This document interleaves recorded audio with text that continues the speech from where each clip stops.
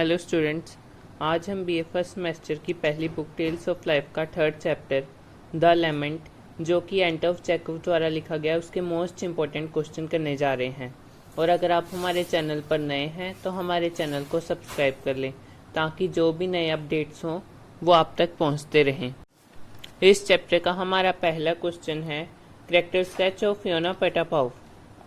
इसको हम हिंदी में एक्सप्लेन कर देते हैं। चेखव की कहानी द लेमेंट में योना जो है मुख्य पात्र है। वह एक गरीब टांगा चलाने वाला है। वह इतना बूढ़ा है कि वह ठीक से अपना घोड़ा नहीं चला सकता। सड़क पर ठीक साइड पर ना चलने के कारण लोग उसे गालियां निकालते हैं। उसकी सवारियां भी उससे नाराज होती हैं। यद्यपि वह कई घंटे कठिन परिश्रम करता है, वह अपनी जीविका कमाने में असफल रहता है। वह स्वीकार करता है कि वह माहिर चालक नहीं है।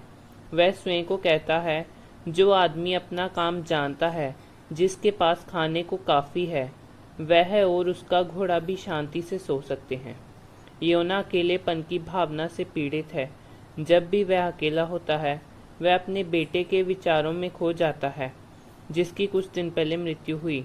उसे याद है कि कैसे बैरन को तेज बुखार हुआ, कैसे वह 3 दिन अस्पताल में रहा और अंत में मर गया। योना स्वयं अपने बेटे के अंतिम शब्द याद करता है।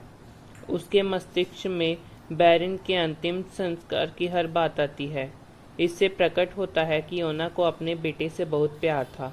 उसकी मृत्यु से उसे बहुत बड़ा धक्का लगा है। योना एक दुखपूर्ण पात्र है।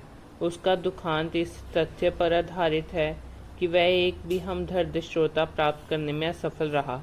जिन आदमियों से वह मिलता है वे विरक्त ही नहीं, मानव द्वेषी हैं।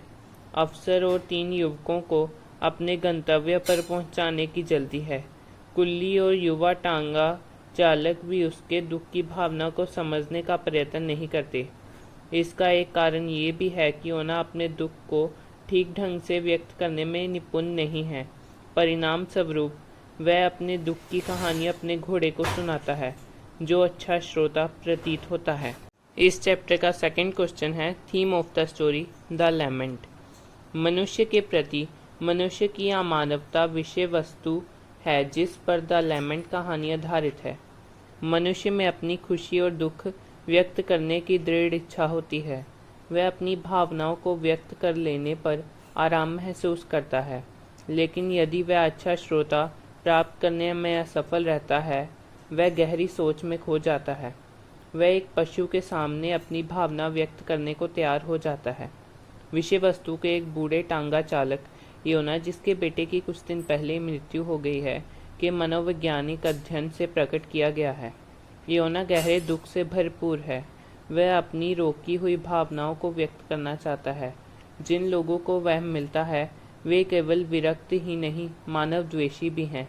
अफसर को अपने गंतव्य पर पहुंचने की जल्दी है।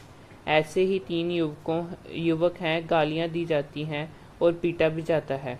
उसके बेटे की मृत्यु के विचार को हल्का समझा जाता है। प्रत्येक उसके दोष निकालता है कि उसका घोड़ा धीरे चलता है।